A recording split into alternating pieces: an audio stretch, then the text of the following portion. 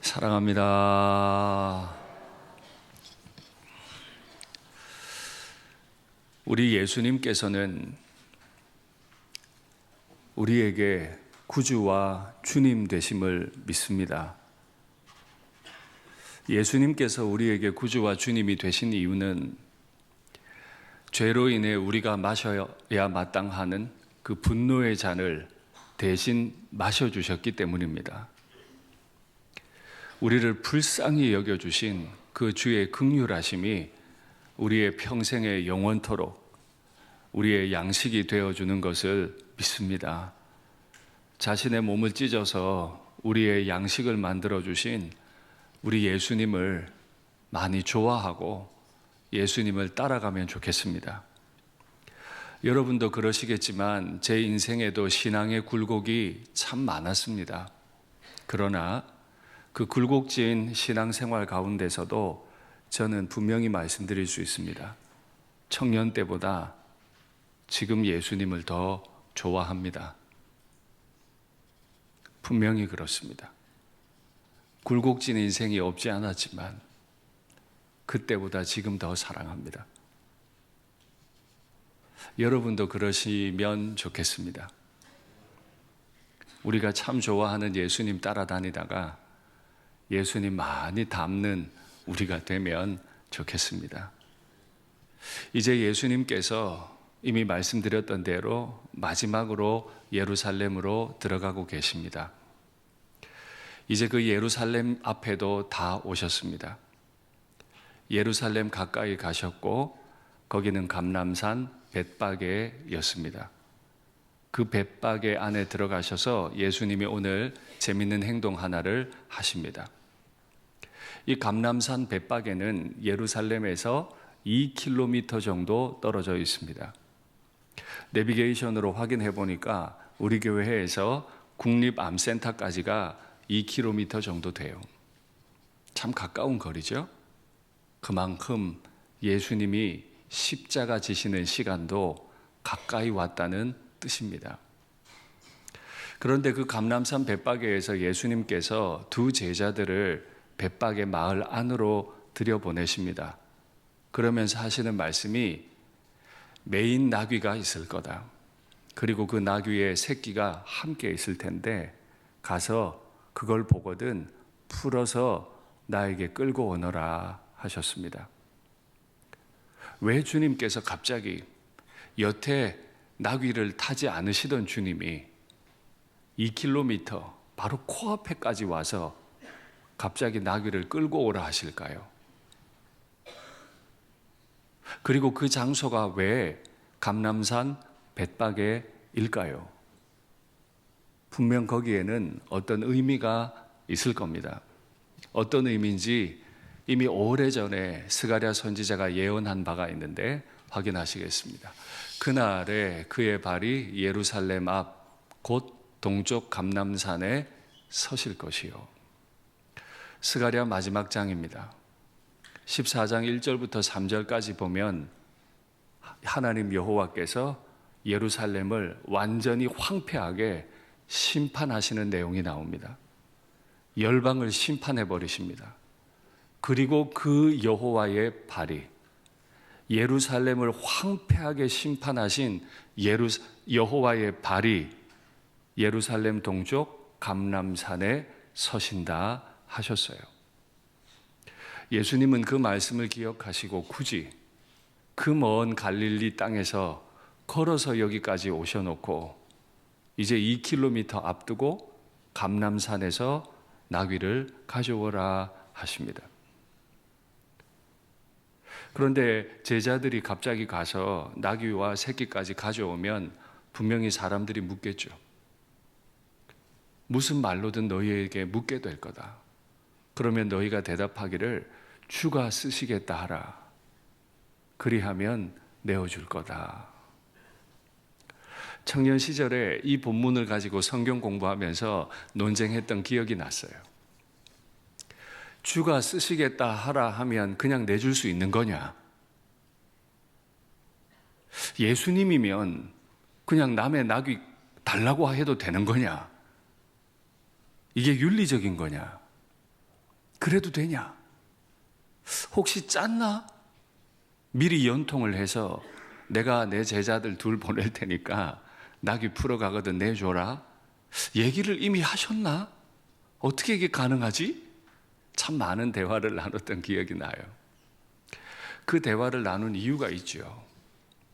지금도 그렇지만 2000년 전에 나귀의 가치는 승용차 한 대 가격입니다. 엄청난 거죠. 그 나귀를, 그리고 그 나귀 새끼까지를 처음 본 두 사람이 와서 풀어간다고 그걸 쉽게 내줄 수는 없잖아요. 그걸 알고 있기 때문에 이 고민을 한 거예요. 이게 어떻게 가능하냐. 옛날 사람들은요, 나귀를 가지고 농사를 지었어요. 근데 나귀를 가진 사람이 많지 않았거든요. 그래서 나귀를 가진 사람에게 가서 나귀를 빌리는 일이 많았어요. 농사에 도움을 받고 값을 주고 나귀를 돌려주는 거죠. 그런데 성경에 예언되어 있죠. 왕이 오실 텐데 그 왕은 나귀를 타실 거다.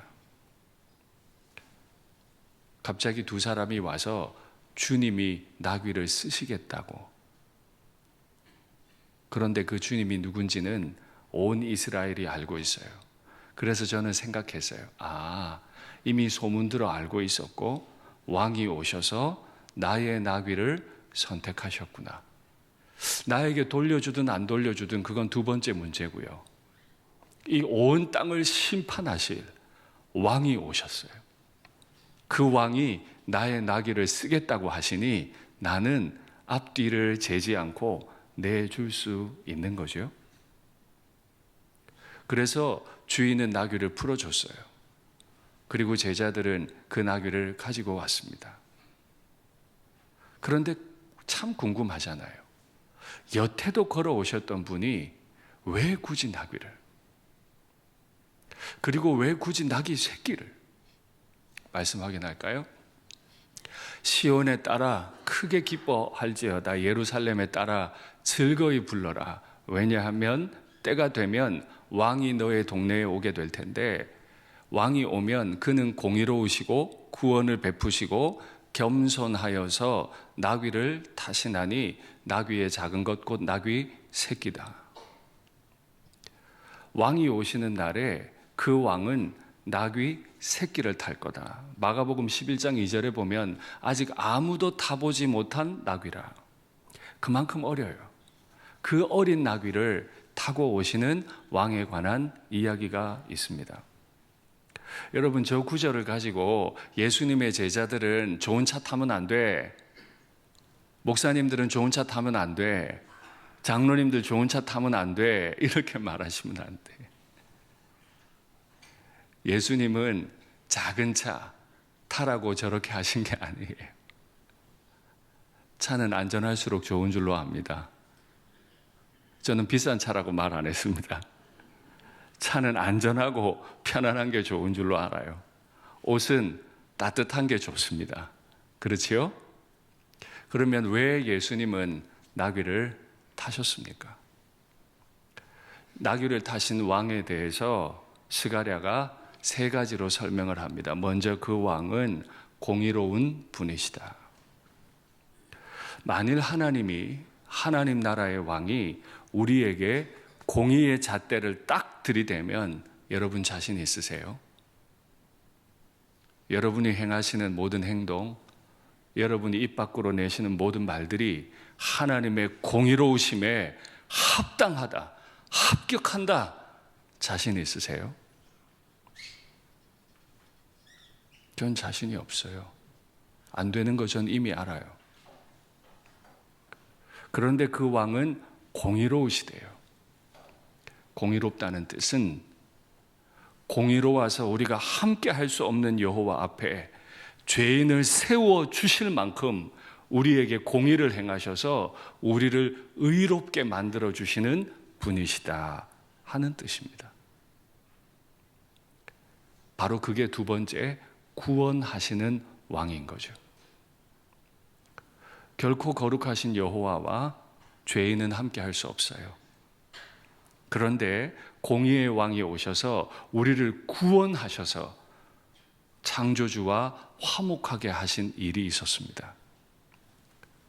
그래서 그분을 지목하기를 공의의 구원하시는 왕이라. 그리고 세 번째, 그에 대해 설명하기를 그는 겸손해서 나귀를 타는 왕이시다. 이 모습을 보고 예루살렘 인근의 사람들, 벳바게의 사람들이 대단한 반응을 했어요. 나귀를 타고 오시는 왕, 온유하고 겸손하신 왕, 그분을 보고 많은 백성들이 환호를 했는데 그 장면이 어땠는지 확인하시죠. 무리의 대다수는,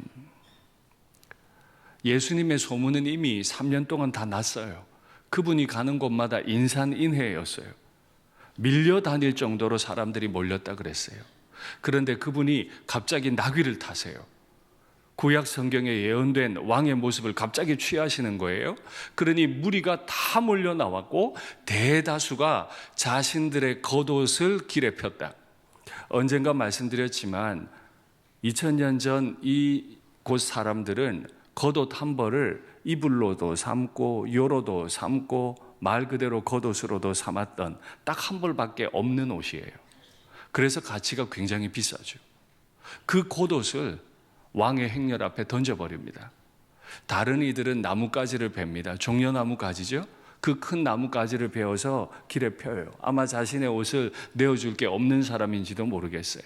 그리고 앞에서 가고 뒤에서 따르는 무리가 소리를 높여 이르기를, 우리가 조금 전 찬송한 것처럼 호산나 다윗의 자손이여 찬송하리로다, 주의 이름으로 오시는 이여 가장 높은 곳에서 호산나 우리를 구원하소서 했다.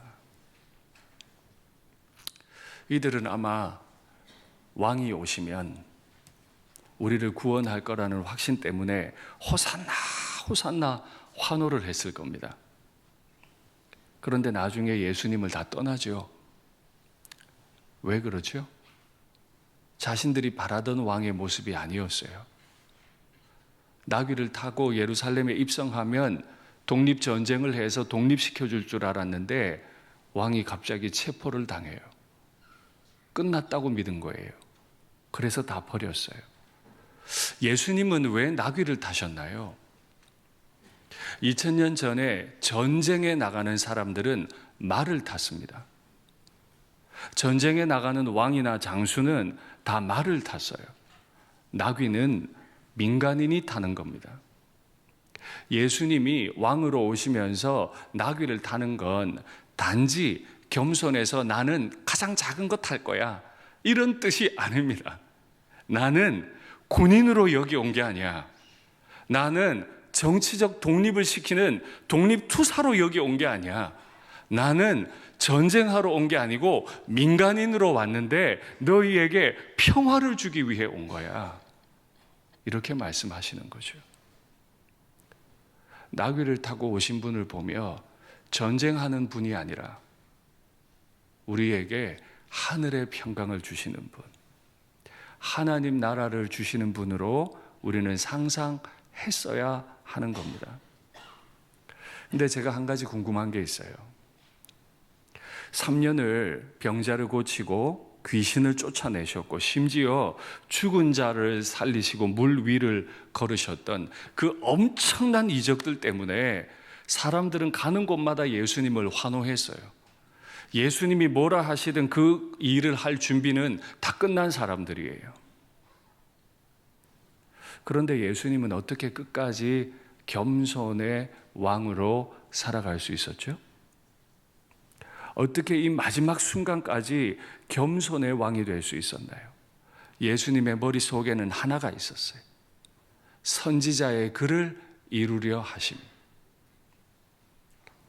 온 세상을 뒤집어 놓을 만한 인기를 끌고 있었지만 우리 지금 그 누구도 흉내낼 수 없는 일을, 위대한 일을 행한 분이시지만 그 예수님의 머리에는 그런 따위는 없었고 딱 한 가지 사실, 선지자의 글을 내가 이루어야 해. 내 아버지가 내게 주신 그 일을 난 이루어야 해. 이거로만 머리가 가득했어요. 그게 그 왕을, 공의로운 왕을, 구원의 왕을 겸손하게 만들었던 거죠. 담임 목사도 목회를 하면서 내가 이런 일을 했어, 이거 나 알아줘야 돼, 얼마든 생각할 수 있고요. 성도들도 내가 이 교회 몇 년 다녔는데, 내가 얼마나 헌신했는데, 이거 얼마든 말할 수 있어요. 그러나 적어도 우리가 좋아하는 예수님, 우리가 그렇게 사모하고 따르기를 원하는 예수님은 머리에 그게 없었어요. 그저 선지자의 글을 이루어야 하는데 하는 것 하나, 그게 그분을 겸손하게 만들었던 겁니다. 남아공의 성자라고 알려져 있고, 남아공 화란개혁교회의 총회장을 6번이나 지내고 대단한 교수이고 저술가였던 앤드류 머레이가 겸손이라고 하는 책을 썼어요. 그 책 한번 볼까요? 겸손은 단지 우리가 전적으로 아무것도 아니라는 의식이다. 겸손은 뭐라고요? 아무것도 아니다. 왜 담임 목사가 나를 안 알아주는데? 왜 성도들이 나를 안 알아주는데? 성경은 알아주라고 가르치긴 합니다. 알아주셔야 됩니다. 그러나 그걸 내가 주장할 수는 없어요. 단지 우리가 전적으로 아무것도 아니라는 의식이 겸손이라. 이 의식은 하나님이 과연 모든 것의 모든 것이라는 것을 바라볼 때 생겨나는 거다. 예수님께서 3년 동안 행하신 이 엄청난 일들, 그리고 그 일들을 바라보았던 수많은 팬들이 있음에도 불구하고 예수님의 시선이 흐트러지지 않았던 건 이 3년간 이루신 모든 일들의 모든 것 되시는 분, 그분만 바라보고 있으니까 내가 지난 3년간 한 일이 무엇인지 이게 아무것도 아니에요. 제가 제 목회를 마치는 날 이럴 수 있을까요? 담임 목사 위에 기도해 주세요. 여러분도 여러분의 직분을 마치는 날 이러실 수 있으실까요? 여러분 스스로를 위해 기도하십시오. 겸손이라는 책을 조금 더 볼까요? 겸손이야말로 도달하기 가장 어려운 것 중 하나다. 여러분, 저나 여러분들이나 열심히 할 수는 있습니다. 가정생활 열심히 할 준비되어 있고, 자식들 위해 다 포기할 준비되어 있어요. 우린 누구든 다 열정적으로 일해요. 근데 그거 말고요, 겸손할 준비도 되셨어요? 모든 것 중에 모든 것인 분을 바라보면서 열심히 살아온 내 인생에 대해서 난 아무것도 아니야, 이렇게 말할 준비가 되셨어요? 우리는 하나님을 알고 그와 관계를 맺고 있는 만큼만 거룩할 수 있다. 나를 왜 안 알아주는데? 내가 이만큼 했는데. 맞아요. 그만큼 한 거 맞아요. 그러나 그렇게 말한다는 뜻은 일은 했는데 하나님을 안 보고 일했다. 내가 하고 싶은 일 한 것뿐이다. 겸손이란 하나님이 모든 것이 되신다는 것을 봄으로 인해 그것만 보는 거예요. 예수님만 보고 있는 거예요. 하나님만 보고 있는 거예요. 그것만 봄으로 인해 나 자신이 사라져 버려요. 참 무서운 일입니다. 모든 것 되시는 분만 주목하고 있다 보니까 열정적으로 살아왔던 내 인생이 다 사라져 버려요. 가장 거룩한 사람은 동시에 가장 겸손한 사람이다. 환호하는 사람들 앞에서 예수님이 결코 흔들리지 않고 아직 한 번도 아무도 타본 적 없는 그 나귀 새끼를 감람산까지 와서 그 벳바게에서 비로소 나귀에 올라타시고 예루살렘에 입성하실 수 있었던 이유, 그 힘, 그건 끝까지 하나님 아버지를 주목하셨기 때문입니다. 그러면 그 하나님 아버지는 우리 가운데 무슨 일을 행하고 싶으셨을까요? 말씀 확인할까요? 그날에 생수가 예루살렘에서 솟아나서 절반은 동해로 절반은 서해로 흐를 것이다.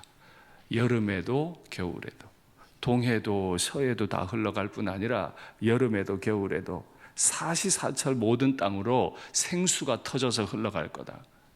여호와께서 그날에 천하의 왕이 되실 텐데 그날에는 여호와께서 홀로 한 분이실 거다. 혼자 영광을 받으실 거다. 그의 이름이 홀로 하나이실 거다. 스가랴 선지자는 바벨론의 포로로 끌려갔다가 제국이 바뀌고 페르시아로 변했을 때 이스라엘 백성들과 함께 돌아와서 예언했던 사람이죠. 그의 성경은 예루살렘이 어떻게 회복되고 구원자가 올 것이다 하는 내용으로 그 영광으로 가득 찬 성경입니다.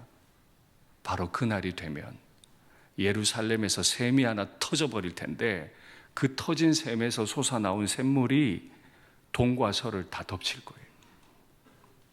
여름이든 겨울이든 그 샘에서 터져 나와 버릴 거예요. 그 터진 샘이 여호와를 여호와 되게 할 뿐 아니라 한 가지 결과를 더 가져오는데 그게 뭔지 확인하시죠. 사람이 그 가운데 살며 다시는 저주가 있지 아니하리니 예루살렘이 평안히 서리로다. 아까 앞서 말씀드렸죠. 14장 1절부터 3절까지는 예루살렘이 황폐해졌다라는 걸 예언합니다. 그런데 바로 이어서 그 예루살렘이 회복될 거다. 다시는 저주받았던 그 땅에 저주가 없게 될 거다. 그날이 언제입니까? 예수님께서 감람산 벳박에 서시는 날, 겸손의 왕이 하나님의 공의를 만족시키기 위해, 나 대신 하나님의 공의를 만족시키기 위해 스스로 십자가에 오르시는 날, 그날이 오면 주님의 심장이 찢어져서 그 피가 동해로 서해로 다 흘러가는 그날이 오면, 여름이고 겨울이고 그 심장에서 터지는 피, 보혈의 샘물이 멈추지 않는 그날이 오면 예루살렘은 저주를 벗어나게 될 겁니다. 하나님의 눈이 거기에 가 있는 걸 보고 계시니까, 예수님이 하나님 아버지의 그 눈을 보고 있으니까 지난 3년간 행하셨던 일들이 아무것도 아니야.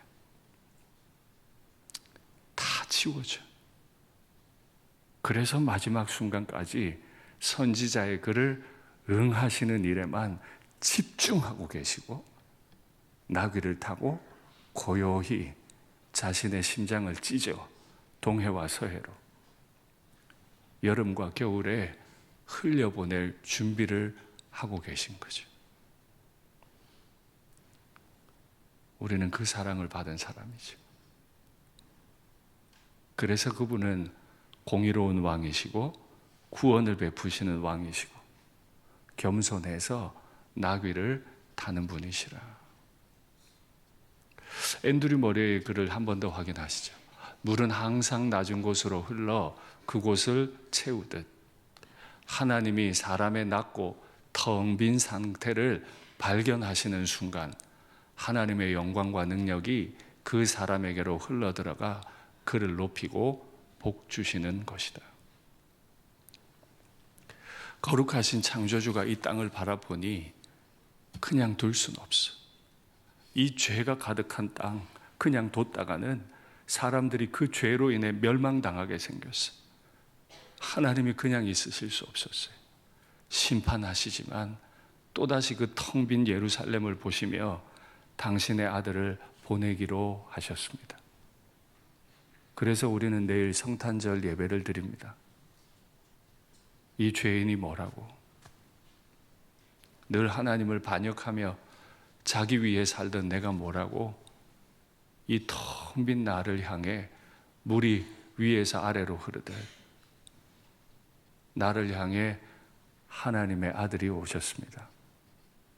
그리고 그 하나님의 아들은 하나님 아버지의 눈을 쳐다보다가 하나님 아버지께서 바라보시는 곳만 바라보다가 자신의 몸을, 자신의 심장을 기꺼이 예루살렘 그 높은 곳에 올려놓으셨죠. 그 심장이 터지는 날, 동해와 서해로 그 생수가 흐르고, 여름이고 겨울이고 밤이고 낮이고 그 생수를 받아 마신 사람들이 살아갈 수 있게 해주셨습니다. 그게 크리스마스죠. 오늘 본문에 보면 왕으로 오시는 예수님께 참 많은 사람들이 귀한 걸 다 내놔요. 이름은 우리가 알지 못하지만 벳바게에 있었던 한 사람은 왕을 위해 나귀와 나귀 새끼를 함께 내놓습니다. 제자들도 그 예수님이 안장이 없으시니까 나귀 위에 자신의 겉옷을 안장으로 올려놓습니다. 예루살렘과 벳바게의 수많은 사람들은 자신에게 가장 귀한 그 겉옷을 길바닥에 레드카펫으로 깔아드립니다. 그것도 없는 사람들은 종려나무 가지를 꺾어다가 왕의 오심을 환영했습니다. 정말 대단한 일이었습니다. 그러나 합당한 일입니다. 왕의 오심을 맞이하는 백성들이 할 수 있는 합당한 일이에요. 그러나 자기에게 있는 무언가를 하나 더 주신 분이 한 분 더 계시죠. 이 텅 빈 예루살렘을 보며 자신의 아들을 내어주신 하나님 아버지가 계세요. 그 아버지의 시선을 바라보던 아들은 자신의 심장을 내어줍니다. 이건 결코 합당하지 않습니다. 죄인들이 구원자 왕을 향해 겉옷을 내어주고 나귀를 내어주는 건 당연한 일이지만은 창조주가 죄인을 위해 자신의 영원하신 아들을 내어주고 영원하신 아들이 자기 심장을 터뜨려 주는 건 합당한 게 아니에요. 우리가 주님을 위해 대단한 일을 한 것 같지만 사실 우리는 비교할 수 없는 사랑을, 창조주의 심장을 받은 사람인 줄 믿습니다. 이 성탄의 계절에 이 주님을 더 많이 알게 되면 좋겠습니다. 말씀을 맺겠습니다. 우리는 아무리 주님 앞에 선한 일을 해도 합당한 일을 한 것뿐이지만 하나님 아버지는 전혀 합당하지 않은 일을 우리를 위해 행하셨습니다. 우리 예수님은 이 죄인 하나 바라보느라고 끝까지 말씀에 순종하시려고 나귀를 타시고 자신의 몸을 기꺼이 드린 분이시죠. 오늘 이 주님의 뒤를 졸졸 따르며 주님 좋아하는 주의 제자들 다 되면 좋겠습니다.